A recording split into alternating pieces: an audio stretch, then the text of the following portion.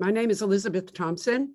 I'm co-director of the Historical International Studies Research Group at the School of International Service here at American University, as well as director of the Islamic and Middle East Studies Initiative here at AU. It gives me great pleasure to welcome to you, all of you, and to welcome particularly today, Mona El-Ghobashy, whose talk promises to overturn everything you thought you knew about why most of the Arab Springs of 2011 failed. Mona El-Ghobashy was born and raised in Egypt until the age of 8. She is a scholar of sociology and history of politics in Egypt and the broader Middle East and North Africa. I will say on a personal note, we met on the campus of Columbia University, where she did her PhD many years ago. And I think I've seen you maybe once since then, or since I left New York, I'm not sure. So it's a great pleasure for me personally to host you here virtually, but nonetheless, here at AU. In 2009, Professor El-Ghobashy was named the Carnegie Scholar. That's a big deal, by the way, in our field, to support a research project on street protests and court petitions in contemporary Egypt. The project became all too real when the uprising broke out in 2011. Professor El-Ghobashy's new book, titled Bread and Freedom, Egypt's Revolutionary Situation, was published by Stanford University Press in July of this year, and is a result of that beginning research and much research thinking, many presentations I've seen her make, both virtually and in person. She became, I have to say, in the years after 2011, one of the go-to experts on Egypt here in DC, as well as in New York. Professor El-Ghobashy is today a clinical assistant professor in liberal studies at New York University, where she teaches courses on Middle East politics and cultures, democratization, and social and political philosophy. She will speak for about a half hour. And after that, we'll open up for questions. I invite you to post your questions in the Q&A, or I guess, yeah, in the Q&A section. I believe then I will read them out, and hopefully we'll begin with Egypt, but perhaps go on to wider topics about revolutionary situations since then, and perhaps even before. But for now, please join me in welcoming Professor Mona El-Ghobashy. Thank you so much, Professor Thompson. It is my distinct pleasure to come to American University and to reconnect with Professor Thompson. Professor Thompson was also, she didn't mention that she was thrilled when she agreed to be one of the endorsers of the book, the back cover blurbers. And I'm delighted to be here today. I'm really happy that all of you have come this morning. I'd like to share with you my interpretation that now has taken the form of a book, my interpretation about what happened in Egypt in 2011. The book has a chapter on what happened before, but for the talk, I'm going to focus on the very contentious period between 2011 and 2014. I'm going to present the existing approaches. Some very, very knowledgeable other Egypt scholars have produced explanations, and my take or my differing interpretations of why I think those existing explanations need to be supplemented by a more dynamic view of the uprising. So that's what I'm going to do today. I'm going to begin by taking us back, especially for those who may have been too young to witness or to experience the Arab uprisings in 2011, and those of us who did live it, but of course it was now a decade ago, and so much has happened around the world, including in the United States. So I thought it would be a good idea to just take a few minutes to take us back to that very extraordinary year. What happened in 2011? In the words of the celebrity philosopher Slavoj Žižek, he called it in a book by that name of the title, The Year of Living Dangerously. And just as a reminder, the Arab uprisings, of course, touched almost each and every one of the countries in the Middle East and North Africa, including those countries that did not experience leader ejection or regime change. There were mass protests throughout the region, as you could see on the map. But what I also want to recall is that those protests, and the reason why observers like Zizek and others who are not Middle East scholars paid attention to 2011, was that these protests then spread around the world. By spring 2011, both Greece and Spain were in the throes of major protests that went on to structure their political systems to this day, creating new political parties, new political claims, new political divisions in those two countries. By the end of the year, the protests had spread to sub-Saharan Africa, as you could see on the map. They had spread to Russia at the end of 2011, and they spread to where we are sitting today, the United States, and created or gave rise to the Occupy Wall Street movement. And the Occupy Wall Street movement, of course, is the movement that then spawned some very interesting developments in American politics, not least the development of the progressive wing in the Democratic Party, represented by Bernie Sanders. Bernie Sanders' national profile really began with 2011 and Occupy Wall Street, and placing on the agenda the issue of socioeconomic justice in American politics in a way that I think probably has not been placed there before in such a fashion since, in the post-war years. So 2011 was this extraordinary year across the globe, and scholars are still unpacking and anatomizing what happened in this year. If we look more closely to the Middle East, which is our region of focus today, just as a reminder, what happened in 2011 in that region? Well, between 2011 and 2012, 4 presidents for life were toppled. The term presidents for life has been sort of branded by the late political economist Roger Owen, a longtime senior scholar of the Middle East and North Africa.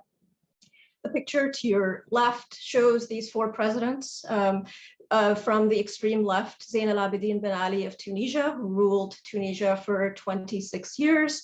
Ali Abdullah Saleh of Yemen, who ruled Yemen since 1978.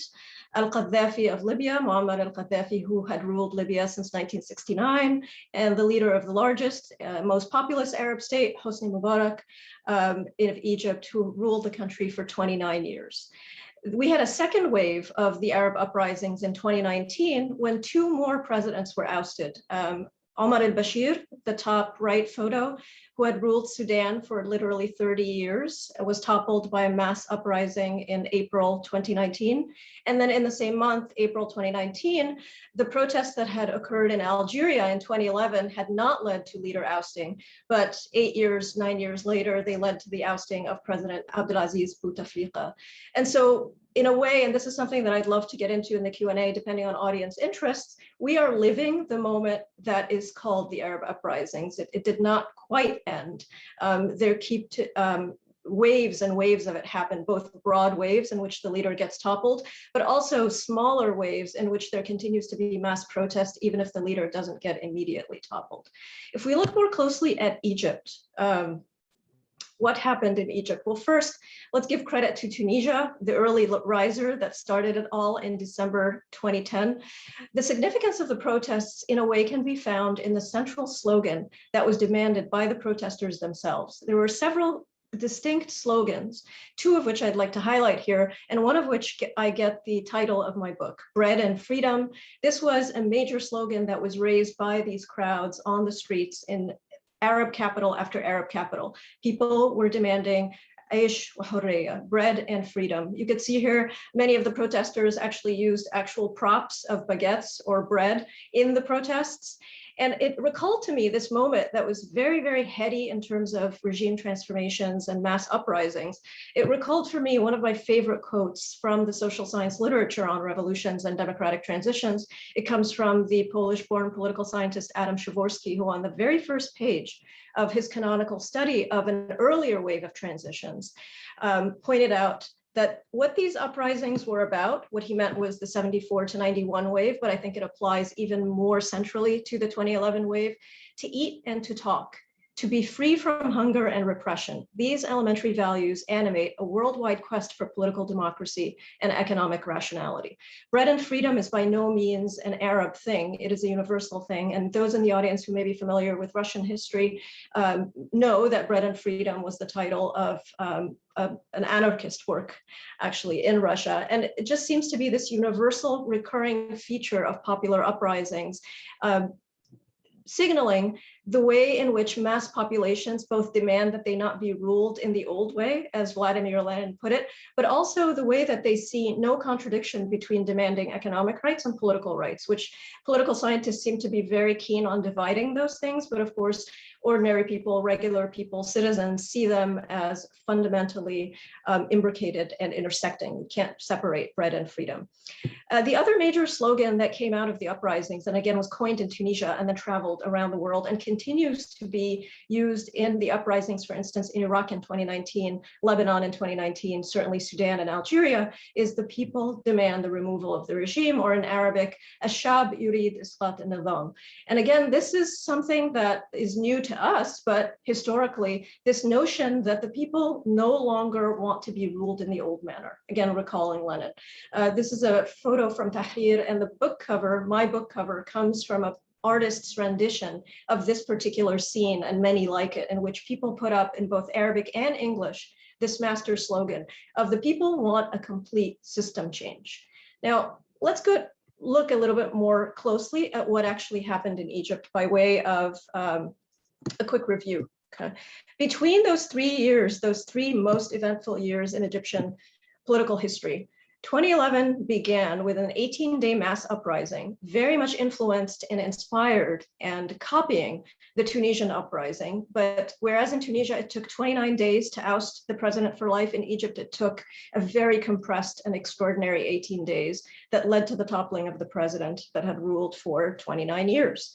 In short order, military generals, high-ranking, the military high command, very quickly assumed power and pledged to hold elections in 6 months and pledged to realize the demands of the protesters in Tahrir. And this tango or tension or competition between mass protests and military generals is going to be a defining feature of what I'm calling Egypt's revolutionary situation, which I'm going to be unpacking in a bit. The next year, the first democratically elected parliament and president were indeed, the first elections did happen. These are sometimes called founding elections, and they occurred amidst much conflict and controversy, but they did occur. These were the first free and fair elections under universal suffrage for both presidency and parliaments in Egypt's Republican history since 1952.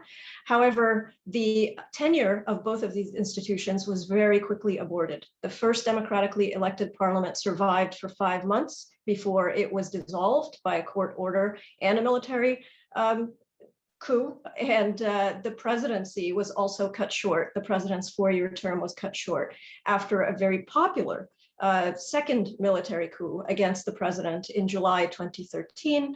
And we come to an end of the revolutionary situation in 2014, when the defense minister and the leader of the coup against the president and the current president of Egypt, Abdel Fattah el-Sisi, becomes president in plebiscitary elections, by which I mean elections that had no real competition, had no real observation or election observers and so on. It's essentially a plebiscite for a single ruler with no real popular participation. How do we make sense of all of this? Let me present to you, and this is by nature reductive, but I wanted to pick out 2 of the most influential ways of seeing these extraordinarily contentious turmoil and transition. The first is by a scholar, an Egyptian scholar, named Zainab Abu-Magd, called Militarizing the Nation. The book was published a few years ago, and it actually expresses something very popular amongst both Egypt watchers and students of Egypt who are outside the country. And that is that Egypt has always been ruled by the military since 1952. I mentioned that Egypt had become a republic. It became a republic because the monarchy was toppled by a military junta. The most famous leader of that junta was, of course, Gamal Abdel Nasser. And for many people, that has become Egypt's de facto political reality, that Egypt has been ruled by the military since 1952. And what's more, this argument in this book is that the revolution was merely a parenthesis or a blip, that the military in effect used the turmoil of the uprising to further entrench and modernize and upgrade its power in Egyptian politics, and it continues to run the country today.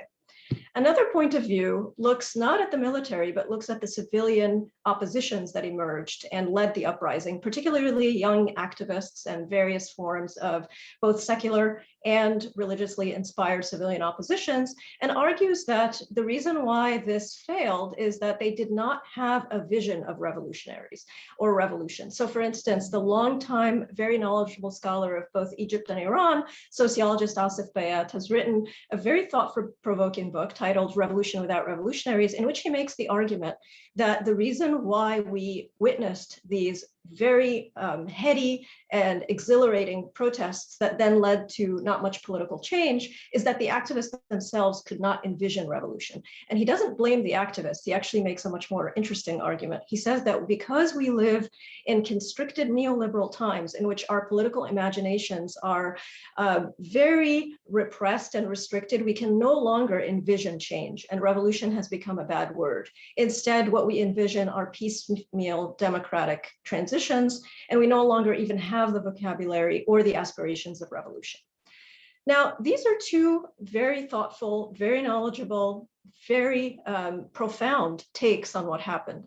And it's not that I don't agree with them, it's that I think they take an analytical approach that evades so much of what actually happened in those years.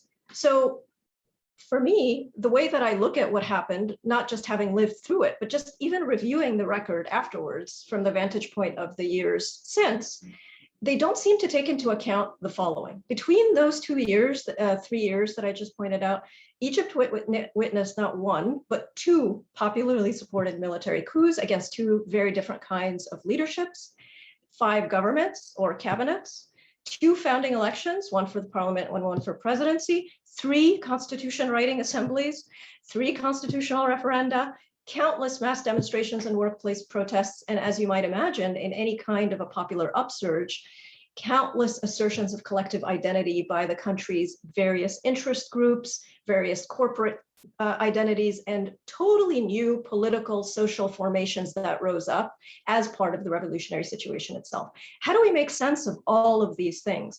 Most approaches abstract from all these details, and they see it as so much turbulence, especially given the outcome. Since the outcome is military generals being in control of politics again, they sort of forget all of this stuff as inconsequential, or ultimately it didn't lead to lasting change, and let's focus on the outcome, reading back from the outcome into what actually happened. This is what I want to avoid, and this is the venture of my alternative interpretation. What I want to say is we have to actually look forward rather than looking back from 2014 or even 2020 to 2011.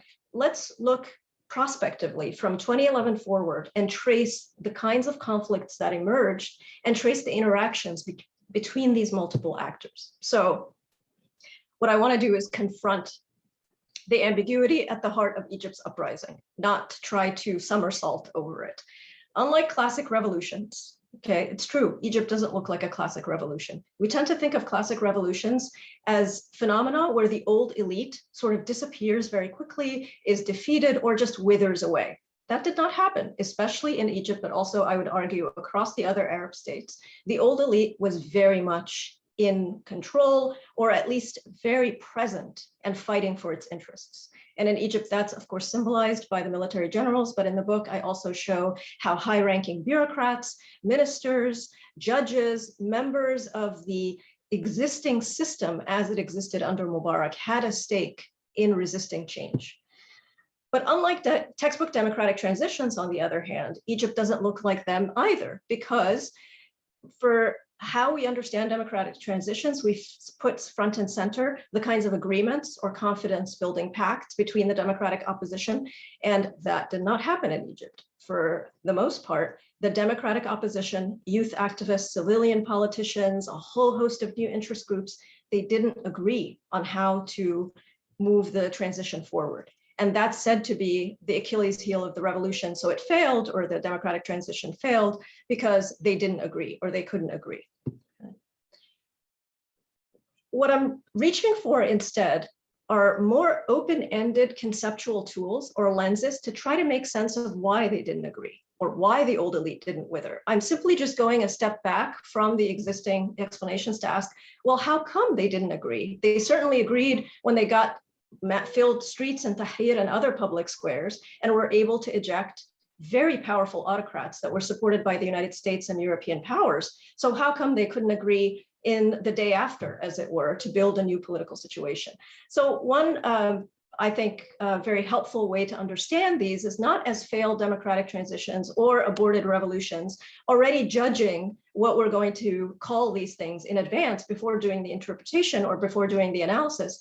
But I take to heart, again, from the same book that I mentioned or invoked at the beginning by Adam Przeworski, he points out that what we get when a dictatorship collapses is a whole host of indeterminacy. Strategic situations, by which he means situations in which you're going to get multiple actors interacting in very complex and unpredictable ways. And the challenge for analysis is to follow those kinds of intersecting, quickly shifting, endlessly changing interactions. That to me is the challenge, and I think the stimulation of this. The other major concept I reach for is from a contemporary of Adam Przeworski, but in the sociology field, my beloved advisor, Charles Tilly, a historian and a student of European revolutions. He resurrected a concept that was initially coined by Vladimir Lenin, then refurbished by Leon Trotsky, and Tilly he takes it from these Russian revolutionary activists and he makes it actionable for us as analysts. And it's a very simple, or seemingly very simple, definition he has. A revolutionary situation is a shift in power over the state that threatens every group having a stake in the existing structure of power at the same time as it offers new opportunities to every group, including existing power holders, having the capacity to enhance its interests by acting quickly. Very similar to the Przeworski quote on the previous slide, it's open-ended. It doesn't already decide that simply because you're going to have the old elite present, the revolution is doomed to fail. At the same time, it also points out that speed here and quickness of action is going to be of the essence in order to gain advantage or quickly structure the situation in a way that will be advantageous to your interests. So what is so valuable to me about this is that on the one hand, it is very open-ended. On the other hand, it is, as a colleague of mine put it, honest about where power lies. It acknowledges power did not completely disintegrate, but it says power did fragment. And we had a moment where we're going to see how power is going to be recombined, reshifted, with either an ending where the insurgents or the democratic forces can win, but it's also an equally plausible ending to have the old power holders reconquer the state, which is exactly what happened in Egypt. To summarize this particular definition, it's an acute conjunction between opportunity and threat.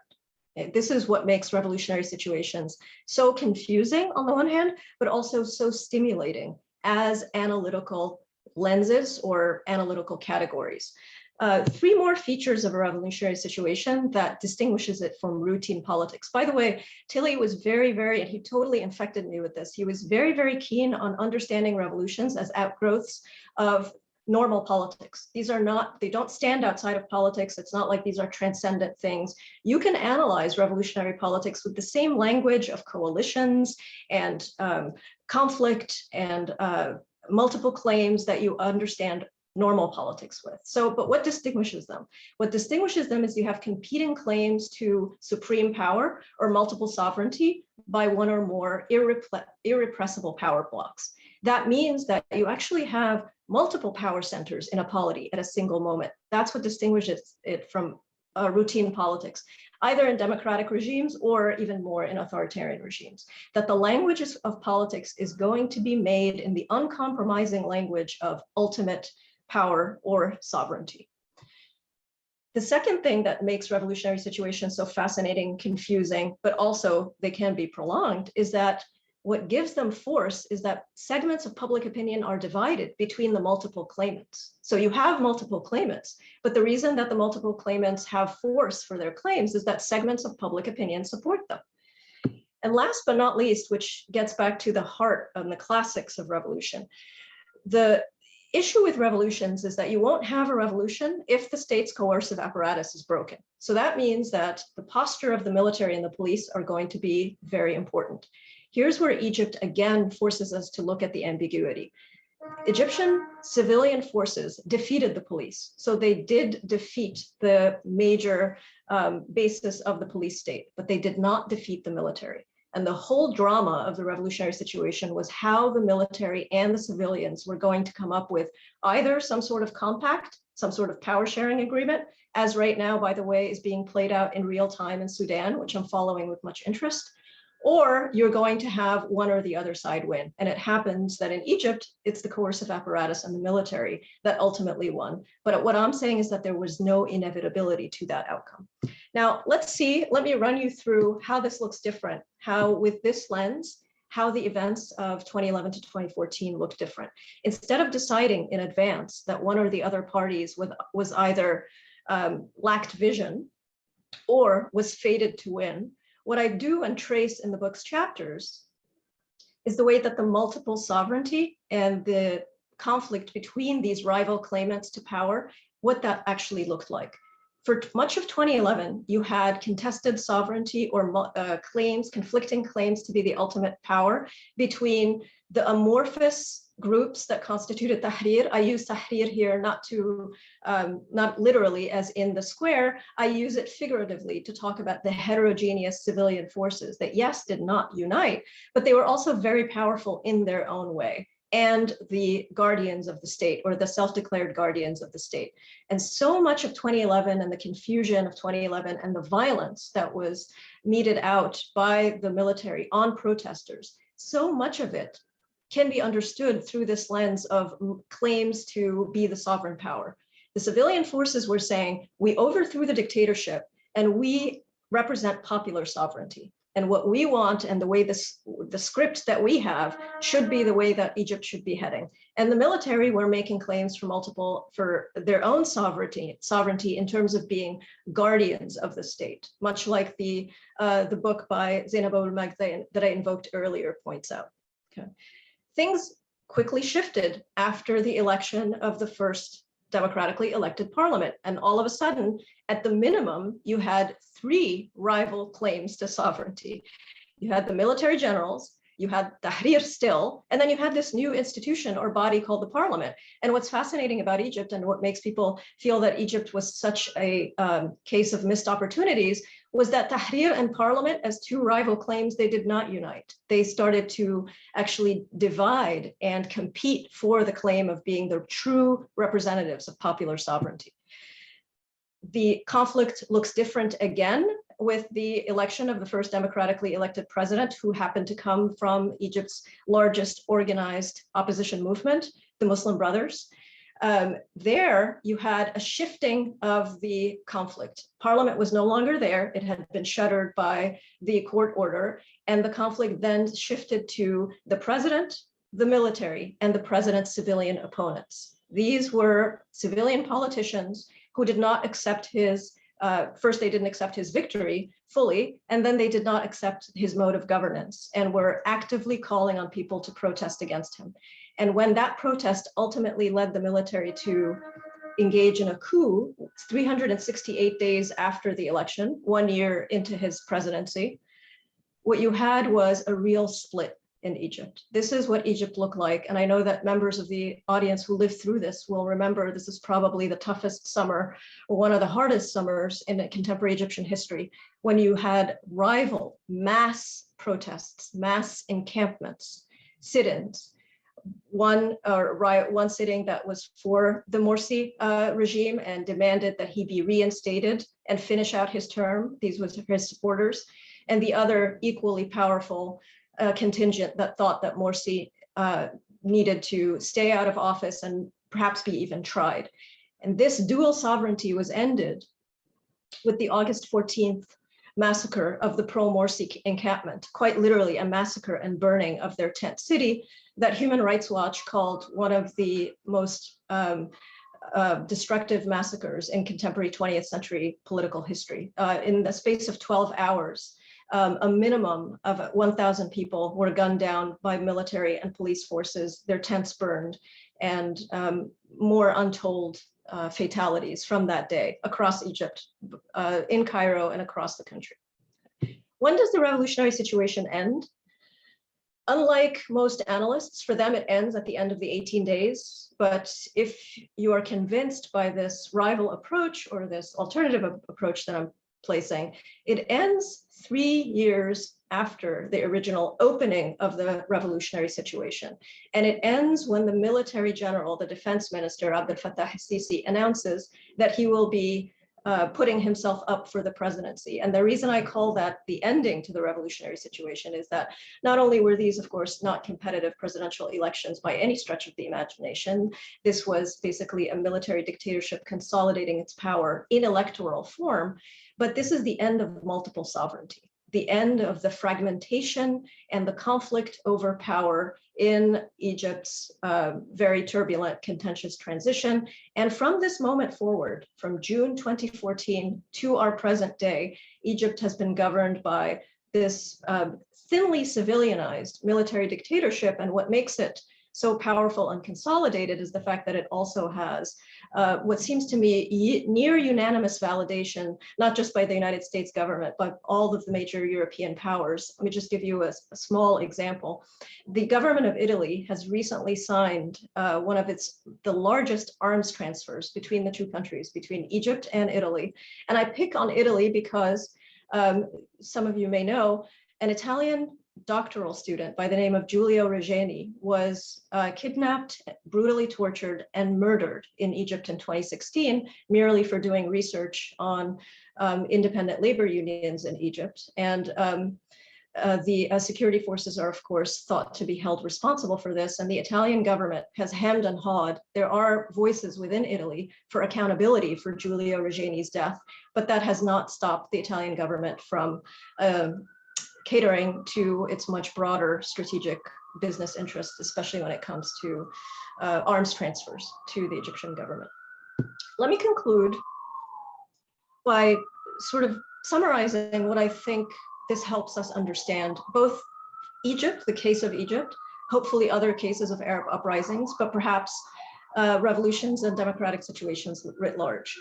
And I say this particularly for the social sciences. I was trained as a social scientist, and I was always very, I guess, disappointed in the way the social sciences take out the dynamism of so many of these events that we study. They make them look so much more predictable, neat than they really are. And so I drew on, in my book, I drew on other elements of the historical social sciences to remind us that, as the dean of historians, Eric Hobsbawm, once pointed out in a wonderful essay on revolutions, a revolutionary situation is not controllable, at least from within, by deliberate policy or crisis management.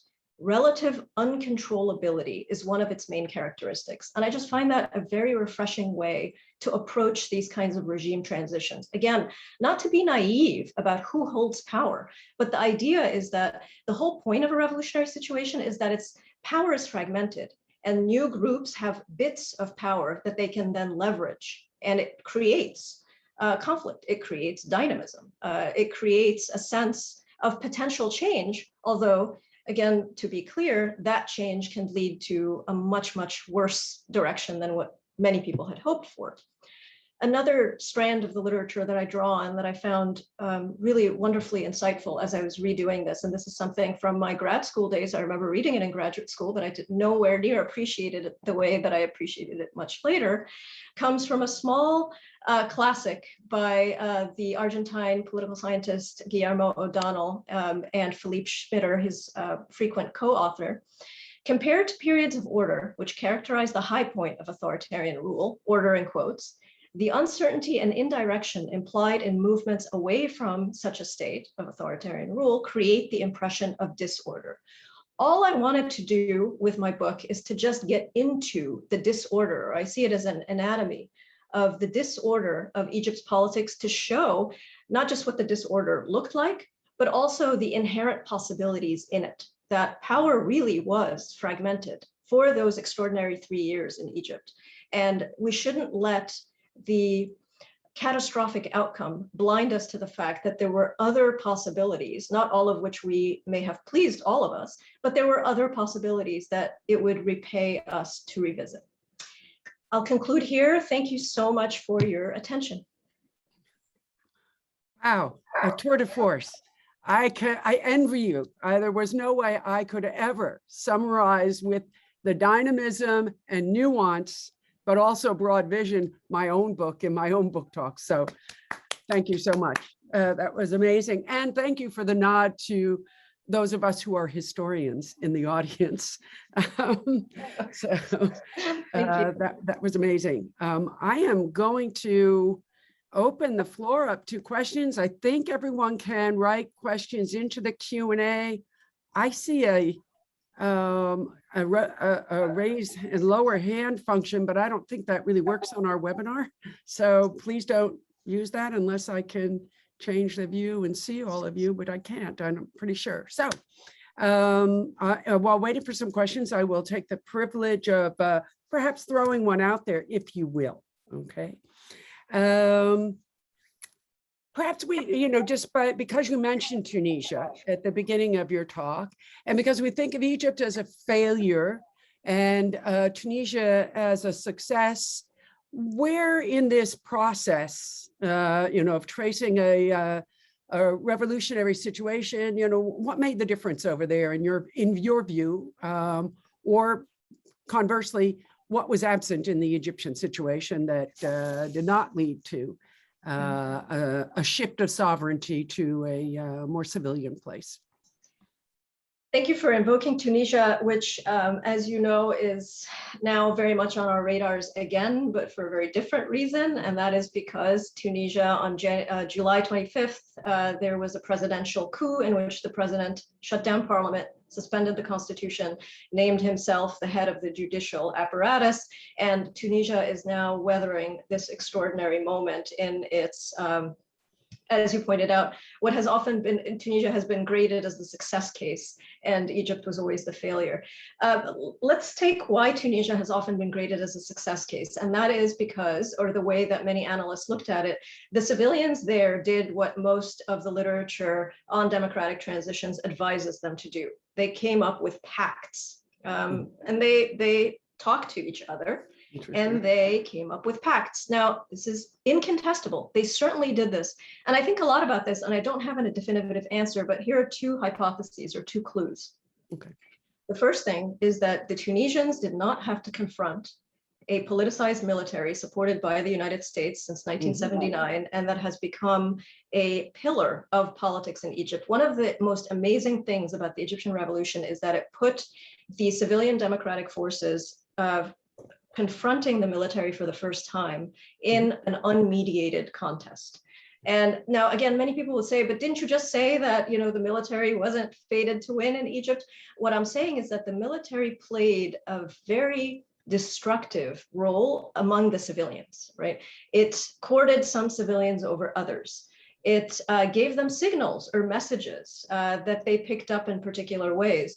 As scholars of Latin America have long pointed out, if you have a politicized military in a transition, that means that not that the military will take over, but that the civilians, instead of banding with each other, they're going to, segments of them are going to band with the military. So that's the first hypothesis about why Tunisia was in a better place, if you will, or maybe had more propitious conditions for democratization. That's one. The other has to do with the nature of the civilians themselves. Here's the one thing that's very ironic about Tunisia. Ben Ali's authoritarian regime was the kind of authoritarian regime that literally exiled all opposition. They either went underground or they left the country, quite literally. There was hardly any real political opposition during the years of Ben Ali's dictatorship. Egypt was different. Egypt had a very strange setup where the Muslim Brothers, due to repeated entry into limited elections, got a lot of experience in contesting elections. What does that mean, gained a lot of experience? It means that they had name recognition with the public outside of the major metropolitan centers. And so they had built up a real experience in how to do elections. Other political forces in Egypt, for lack of a better term, let's call them the secular forces, That's not, they didn't invest in doing elections under Mubarak. So here's what happens. The system collapses and all of these very different civilians confront one another for the first time. And they have very different visions of what politics is. The Muslim Brothers are like, elections, of course, we got to have elections. And the secular forces are like, no, we're not ready. We can't have elections right now. You have to give us time. And the Muslim Brothers are like, you had all these years, we were practicing democracy. Why didn't you? And so what I'm trying to get at is that the civilians were not on a level playing field, and that ended up driving wedges between them, and that's why they didn't agree. Not because they were somehow myopic or they were just didn't get it right, as a lot of the tone of the literature looks at. It's that in Tunisia, they confronted one another on a relatively equal playing field. No, that seems quite plausible to me. The tremendous asymmetries of power in play at Egypt militated against pacts. You rightly want to say that didn't make a pact inevitable, but I remember interviewing some people from the Muslim Brothers I was there in December of 2011, and they were still quite cagey about, the parliamentary elections were starting at that moment and whether they would field a president or not, but also, whether the degree to which rumors from the other side that they might make a deal behind the scenes with the military might happen. And so, with those asymmetries, the whole dynamic would be quite different from that in Tunisia. You make a really good point there. If we have time later on, I'd love to follow up a little bit on your thoughts about what happened within the Muslim Brotherhood and its own strategizing. It was a fragmented group as well, as we know. But let me go to a couple more comments. Just a comment from Ernesto Castaneda. Great presentation. Congratulations on your book, Mona. It sounds fascinating. Here's a question from Yusuf Naguib. Given that no new constitution was established prior to the 2012 elections, is it fair to say that they were not really free and fair? Without the framework to create new parties, was the Tahrir bloc not essentially pushed out of the situation, with only the military establishment and the Brotherhood having the political apparatus and organization to put forward a viable cabinet? So that goes to viable candidate, sorry. Yes. That goes to exactly what we were talking about. Yes, thank you. That's a question from someone who is very knowledgeable about what happened. First of all, thank you, Ernesto. Lovely to see you or to hear your name.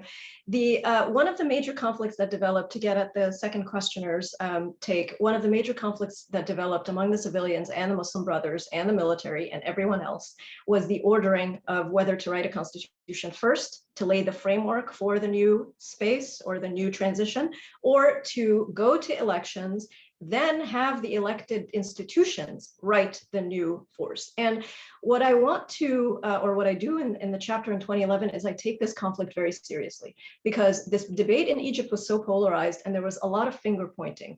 You who want new elections right away, you just want to take over the country and because you are good at elections.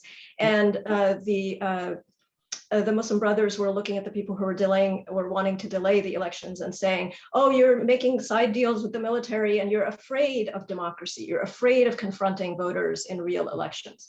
Mm-hmm. What I try to do, and this was very difficult, I guess, because it's a very subtle difference in how to organize a new system. And both of the approaches have a lot of merit behind them. Just consider a moment in a political order where the autocrat is gone. How do you proceed?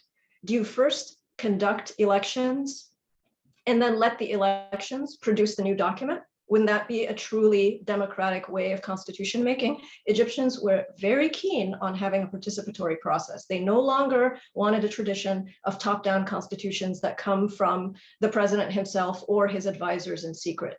But the other way also was saying, well, how are you going to, what are the rules on which we're going to have these elections? Shouldn't we first set the rules? And what I wanted to show is that these are two very deep-seated differences in the theory of democracy, like those outside of Egypt. So let's not pretend somehow and point fingers at the Egyptians that they somehow got it wrong.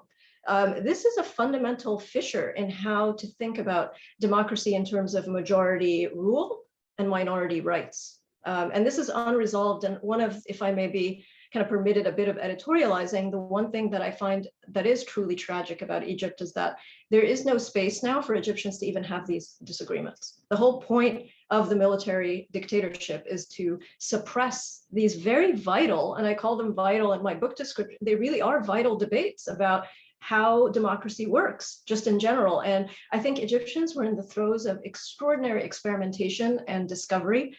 And that is now suppressed entirely, both by our amnesia, but also by forces that are designed to keep us from getting back at this history and seeing its multiple possibilities.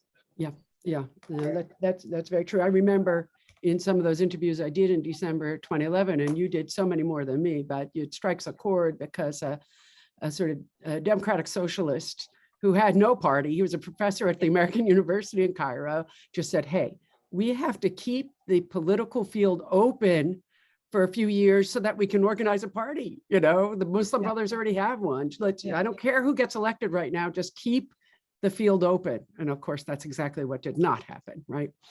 Diane Singerman has a question for you.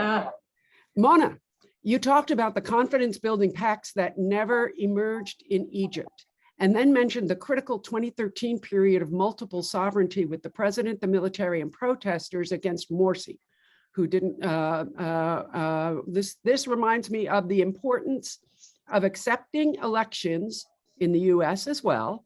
Yes. But could you talk a bit more about the role of Morsi and the Muslim Brothers in not forming or allowing these confidence building pacts to emerge?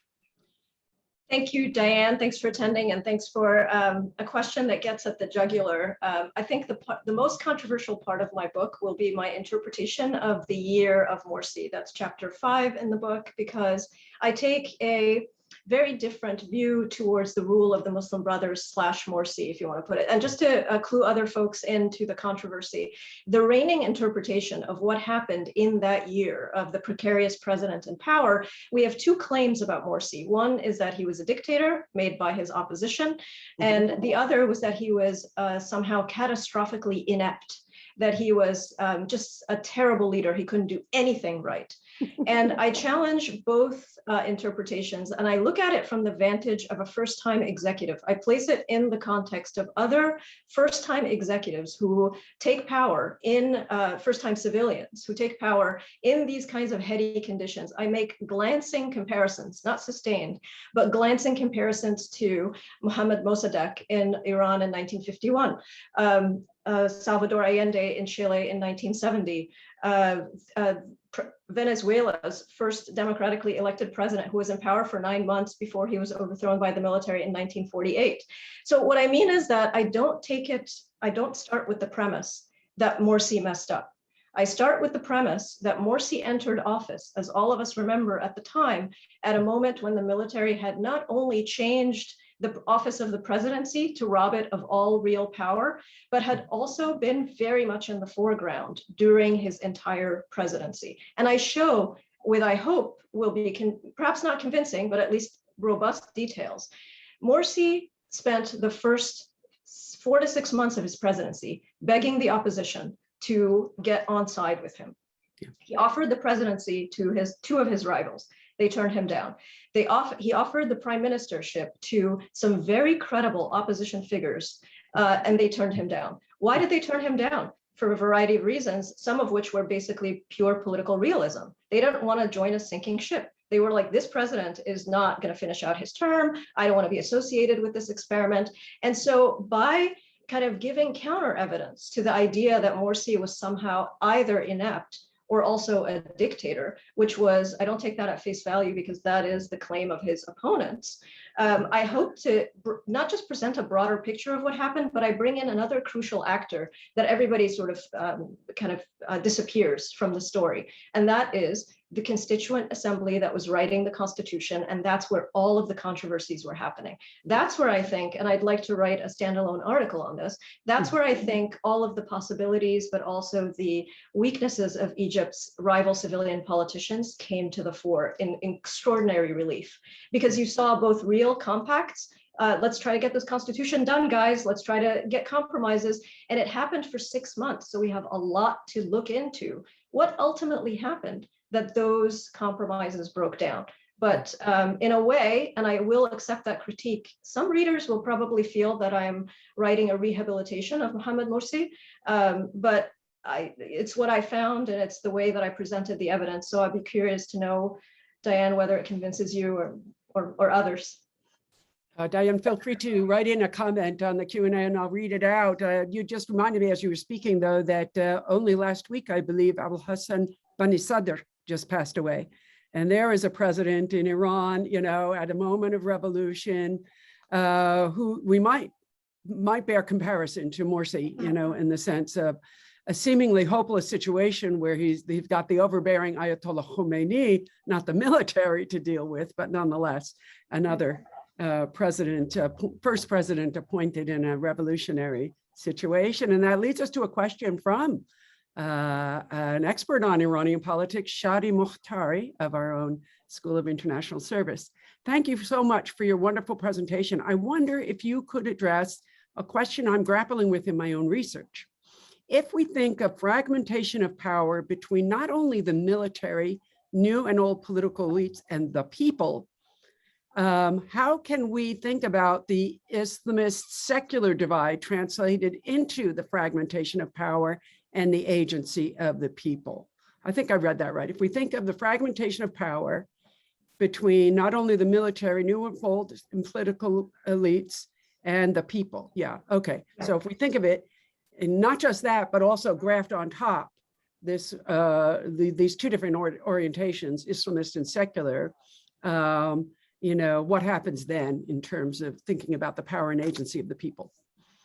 Thank you so much. This is something that I hope I bring out a lot in the book, but it gets to the heart of your question, which is the idea for me of why multiple sovereignty or revolutionary situation is so productive is exactly as you allude to in your question. It doesn't just help us understand the multiple claims to sovereignty by new and old elites, as it were. It certainly helps us do that, but it also gives us a compass to understand what most people sort of don't get their head around. This idea that the new forces themselves, all of whom are civilian, all of whom are progressive in terms of having their own visions for change, they themselves started to make conflicting claims in the language of multiple sovereignty. So just to give you a quick example from the Egyptian case that we'll pick up on other strands that we've been discussing, you would imagine that with the election of the first democratically elected parliament under universal suffrage in Egypt's history, that would have been a moment of celebration in Egypt and a moment of happiness and joy and so on. And I actually bring out that joy and celebration, but I also bring out the reality that at that moment, there were many, many civilian sectors in Egypt who were not just depressed by the election of the parliament, but they were actually extremely concerned. They felt that a parliament that was 70% Islamists, even though there were 4 distinct strands of Islamism within that 70%, they were very concerned that that parliament would A, completely ignore their visions of change for Egypt, whether it's Coptic Egyptians or female Egyptians or Egyptians who just don't happen to accept or subscribe to an Islamist vision of politics. So they not only were taken aback by the election of the parliament, they didn't think it was an occasion for celebration, but then they, to get to your question, they started to make claims against the parliament in the language of popular sovereignty, that parliament did not represent the people, even though it had been conducted in elections that were widely hailed as free and fair relative to Egypt's history of elections. Nobody died, which you cannot say for any of Egypt's other pre-2011 elections. And so one of the things I trace is the way that rival civilians and the Iranian regime, although I'm not going to embarrass myself by trying to analyze the Iranian system, but one of the ways that you can trace the fragmentation of power and the rival claims to sovereignty is among new contestants themselves. And it rationalizes their disputes in the sense that it doesn't just dismiss them as people who just can't cooperate. I don't think it's sufficient in politics, especially in politics of first democracies or revolutionary situations, to just cast a pall on all of them and say that they just didn't know how to do it right. And here's me telling them how to do it with the benefit of hindsight. So I hope that that is satisfactory, but I hope it gets at some of these divisions between all of these new forces, but making claims in the same language of sovereignty. Right. The next question from Leah Ruhlman actually follows right on that topic. Since plenty of Egyptians are frustrated with Sisi's regime, do you believe that they will overcome sectarian divides as they did in 2011 and 2013 to work towards removing him from office? Or would you argue that stability is still more valuable to Egyptians than freedom at this point? Yeah, this is a crucial question with two levels. On the one hand, there's the point that the questioner alludes to, that after this experience of extraordinary turbulence, people are off revolution for a generation. I mean, this is the argument that was made about Algeria. When the uprisings happened in Algeria, there were small protests, but there weren't major protests because the example of the Algerian Civil War and Algeria's earlier Arab Spring of 1989 was too seared into people's memories, and it was too traumatic to go through that again. So there is that, and it really, I almost don't want to say it, but I think there's an element of real deep truth in that many, many Egyptians who may have been at the forefront of supporting the revolution in 2011 may be off of revolution and all of political change for a very long time. The other element, though, that I want to underscore very quickly in your question is the consolidation of power by Sisi. So let's imagine that Egyptians weren't off of revolution, and they had the will and they had the organizational capacities to conduct another revolution. We have to understand that the makeup of the Sisi regime emerges directly out of the revolutionary situation. Sisi's single goal is to reconsolidate power in a way that Mubarak never even imagined, because Sisi lived through the moment of the fragmentation of power. And so he has done things, as I trace in my last chapter of the book, he has done things that are unprecedented in Egypt's Republican history in terms of centralizing control in the presidency, taking judicial functions and putting them in the presidency, certainly taking legislative functions. The parliament in Egypt does not exist as a real institution since 2014. And so even if Egyptians wanted to have a revolution, and I keep using Egyptians, but please don't get me wrong, I'm not talking en bloc. If there's one thing I learned from this is that Egyptians are heavily, and like any people, are very divided about politics and power in their country. But what I mean is that even if the conditions were present for a revolution, and they are not, we have to also take into account that the system is built to proof against revolution, or as a resistance to revolution. Right. Thank you. All right, how are you doing? Again, we've got a bunch of other questions here. If you can handle them, we'll move on. Okay, our next question from Habatullah Ghanem. Thanks a lot, Professor Mona, for this presentation. I'm an Egyptian doctoral student in the anthropology department at AU. As much as this presentation reaffirmed my feelings toward the fluidity of power, it also made my heartbeat increase, just thinking about the potentials we once had. I have a lot to say here. Writing seems a bit limiting. I would put the revolutionary moment back to the Khalid Said movement in 2010. However, as much as I agree that the process of power negotiation was fluid and interactive and dynamic, I have never felt, as someone who was part of some of these scenes, that we had actual power beyond a small critical mass in front of a historic power bloc who has been monopolizing the political economy of Egypt since the peace treaty with Israel. Comment.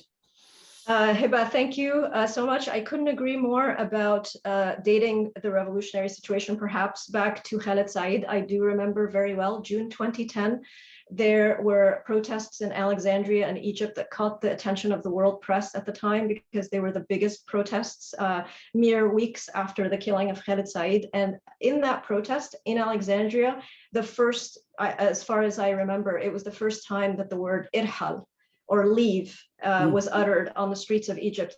This is even before Ben Ali. It was in the offing that Ben Ali would irhal, or leave. So you're spot on there, and I take very much your counter position, because I think most Egyptians, this is our understanding of the situation. This military since 1979, at least, and some people put it even further back, but if we take 1979, and I want to riff on your comment by pointing out that the prospects for democracy in Egypt's democracy is an international affair, meaning that when Egypt was on the cusp of democratization in 2011, it wasn't only Egyptians who were going to determine this outcome. It was also the international stakeholders who have vested interests in not seeing Egypt be democratic for the very same reason that you re-articulated. Fluid, dynamic, interactive power. Like, we can't have that in the biggest Arab state. That's going to be a mess. You're going to have to always constantly figure out who's who and who's up and down in the parliamentary space. If you're going to share power between a parliament and president, it's too dangerous. And so I don't want to go to the point of just feeling that there never was any power for the civilians. Maybe this is wishful thinking on my part. Maybe we could have this discussion one-on-one, a bit later. But there are moments in the book that I show where the generals were besieged from all sides, not just from the civilians, but also from their key backer, the United States.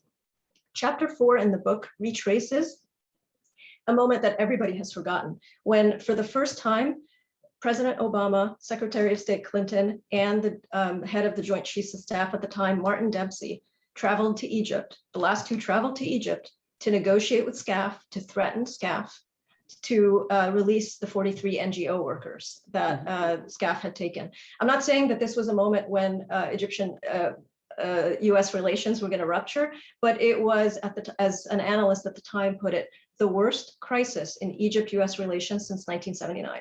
We've completely forgotten this in, again, this idea that the military has always held the reins. I don't want to go that far. I don't know if you're going that far either, but anyway, thank you for your comment. All right, Diane, again, congrats on the book. I really appreciate that you see this period as long-lasting and are far more optimistic about the levers of power and the difficulties of political change and the possibilities and dangers involved. Here's an anonymous attendee's question and comment. Congratulations on your new book. Do you believe that the Egyptian Revolution of 2011 would have occurred if the Tunisian Revolution did not happen? Or do you believe that the Egyptian Revolution would have happened eventually, regardless of Tunisia? Wonderful question. Thank you so much. I keep flip-flopping on this issue. On the one hand, I cannot fathom any of the Arab uprisings happening without Tunisia. And here's why. I remember where I was and what the weather was like on January 14th, 2011, when I heard on Al Jazeera that Zain al-Abidin Ben Ali hadn't just been overthrown, but that he was on a plane searching for a way somewhere to go. If you remember, at first there were reports that he was going to be going to Malta because nobody wanted him, and that ultimately France certainly didn't want him. And in that moment, it's like the tingling feeling on goosebumps, where you feel like something has shifted in reality.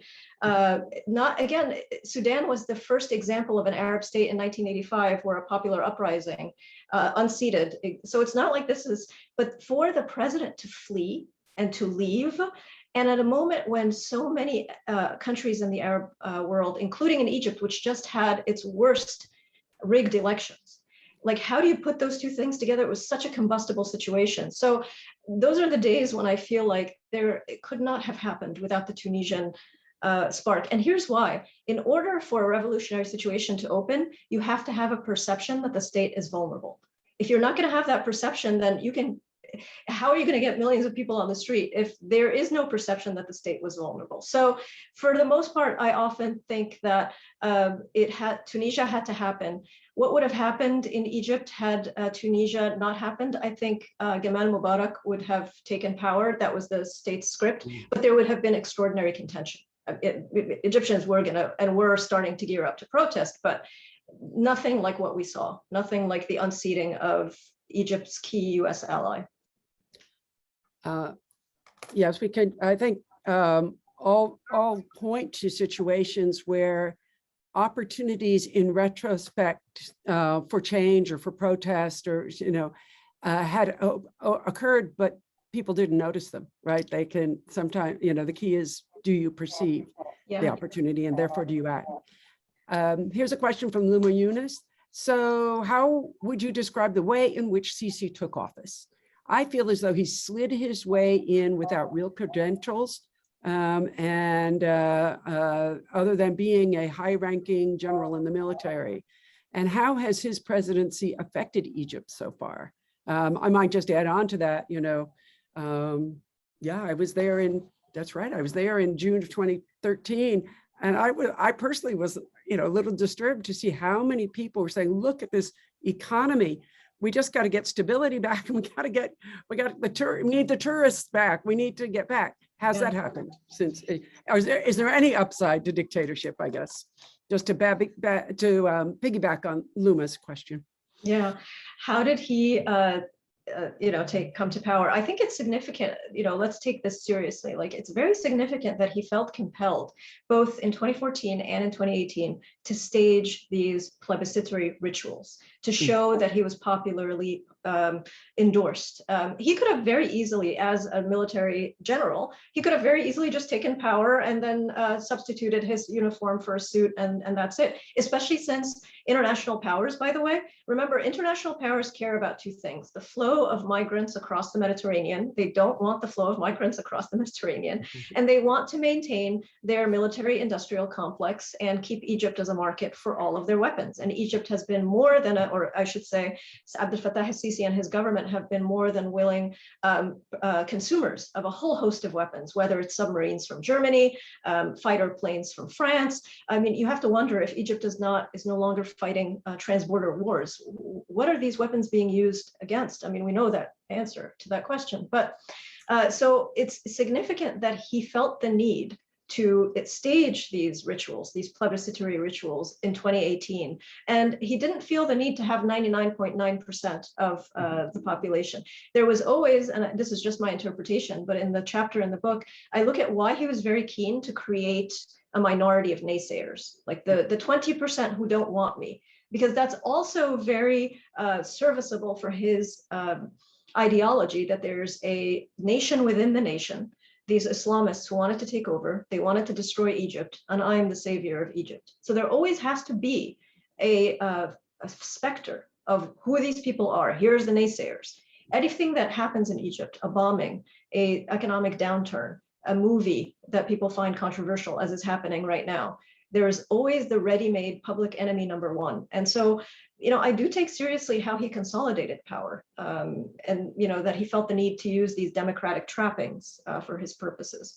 About the economy, well, you only have to look at the loans that he has signed with the IMF, his austerity packages, and the repeated systematic takeover of economic sectors by the military, whether it's the cement industry or various other segments. Right now, Egyptian news is very consumed by the way that the Sisi regime is going after non-cooperative businessmen to either try to buy them out or to forcibly get them to be part of the ruling junta. So this is a whole story. I'm not the best person for this. The single most valuable piece of writing and research on Egypt's military and the economy is Yazid Sayeg's report, The Anatomy of Military Control, that has come out. It's a book-length report by Carnegie, and it gives with devastating detail the way in which the military has colonized Egypt's economy from 2014 to the present. It surpasses even those of us who think we know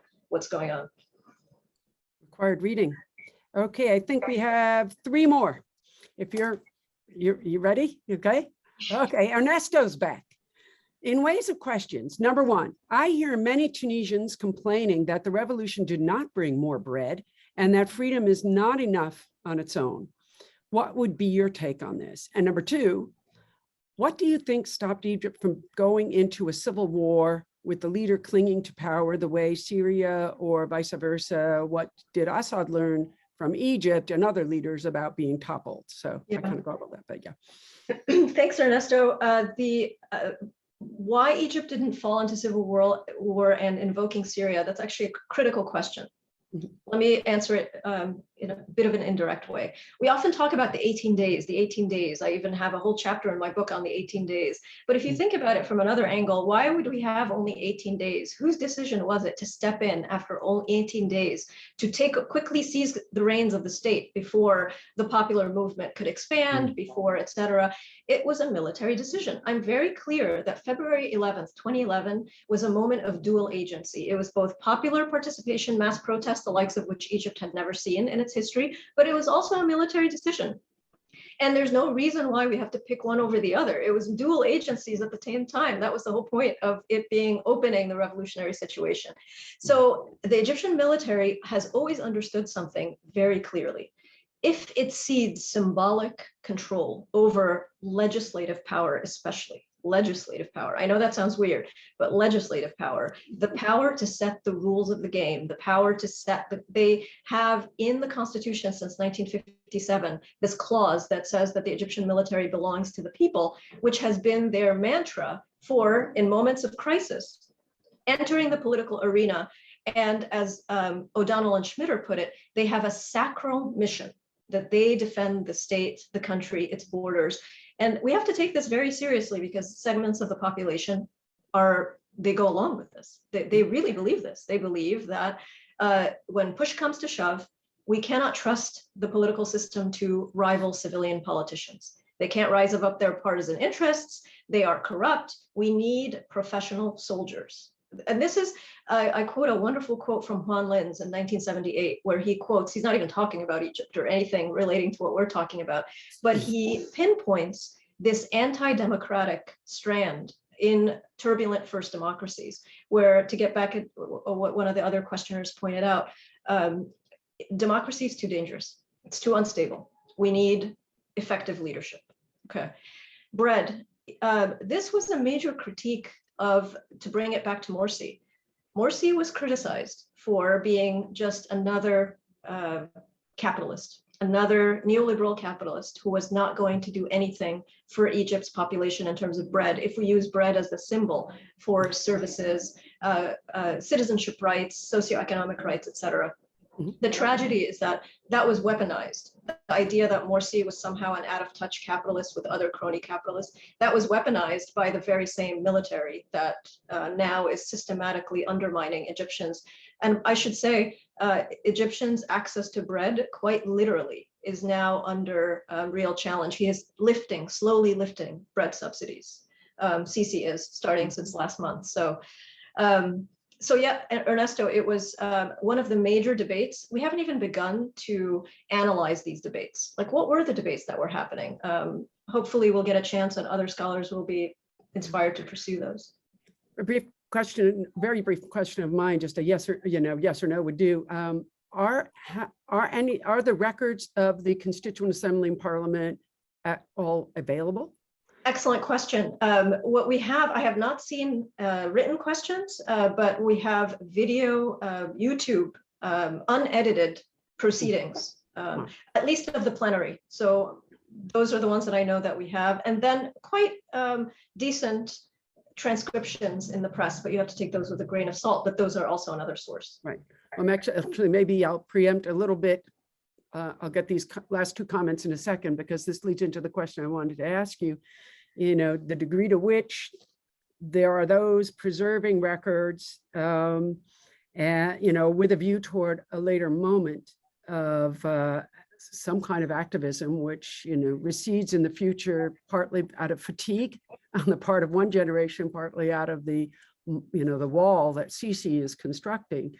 But if you were to, and I bet you will, somewhere appear on Jazeera or somewhere and speak to Egyptian activists and translate what does your book mean in practical terms for them. A, is there any hope left, or what would you advise them? B, just a simple question for the fun of it. To what degree has Gene Sharp's famous Handbook for Revolution Against Dictatorship been discredited by your analysis? To what degree does it still hold? Okay, so let me point out, just for fairness' sake and precision, in the first 4 days of the uprising, when it wasn't at all clear what was happening, I remember I received what many Egyptian protesters had received by email, which was this manual that was based on Gene Sharp, and it was illustrated, and it was very clever, and it was how to avoid tear gas and so on. So I'm not going to deny the historical presence of that pamphlet, whoever, and I'm sure that maybe other folks who remember this, they'll probably remember getting it on their desktop somehow, and I remember it. So that, on the one hand, there's a reality to that. On the other hand, I feel compelled to point out that Egyptians do not need an American with CIA connections to tell them how to avoid tear gas. I myself, 2 years before 2011, was subject to tear gas twice in 2 different instances. We are masters at how to avoid tear gas. Here's a little clue, just sniff onions. So, that was a moment where, but now to return to more serious, that was a moment when, the world really was taken aback and everybody was incredibly shocked and in a moment of exhilaration. And I think that for a portion of the domestic American audience, it was a way to make it relatable because, that's so. I put it in that frame, and I know, I don't want to like create a screed against it or anything like that. As for Egyptian democracy activists, I acknowledge, first of all, that if you get to reading my book, it might feel like a cold shower because it has the privilege of being, or I tried at least to be, detached. I tried to give everyone the benefit of the doubt. I really am so traumatized by the mutual accusations. You didn't do this, you didn't do that, you didn't do that. I mean, those are part and parcel of a revolutionary situation. And again, I think it's very important for Egyptians to have those debates. It's just tragic that there are no forums where we could have those debates. Right. The other serious issue is that one thing that you may take away from it, maybe the detached analysis may be comforting here. You shouldn't, blame yourselves, like, blaming and being defeatist about we should have done this or we should have done that. Maybe that's putting too much on your shoulders. Like, we have to be a little bit humble in the way in which these moments in history are almost beyond individual strategizing. I think again of the Hobsbawm quote. They're beyond, there's a moment where it's beyond individuals, right? So there's always hope, perhaps not in our lifetime. I know that that's tragic to say that, but it's true. Like, it just may not happen for us to see. But I think what Egyptians did, and I wrote this book, that's the secret agenda of this book, is to kind of elevate it, not to romanticize, no, by no stretch, but to elevate what, it was a very honorable failure, it seems to me. If one wants to call it a failure, I think this is the most honorable failure I have ever come across. Oh. Well, this might be a very good place to end things. You did, in an email to me, mention Christopher Clark's own insistence that we not use failure, but rather defeat as a better way of explaining the term. He, as you say, is writing a history of the 1848 revolutions across Europe. And there were activists who tried to look in a positive sense that maybe 2011 planted seeds for the eventual growth and expansion of democratic politics and bread and freedom through other means. Just a quick note, Heba does note that Morsi himself too engaged in a lot of violent and exclusionary practices, and Diane Singerman closes our session out today with this comment.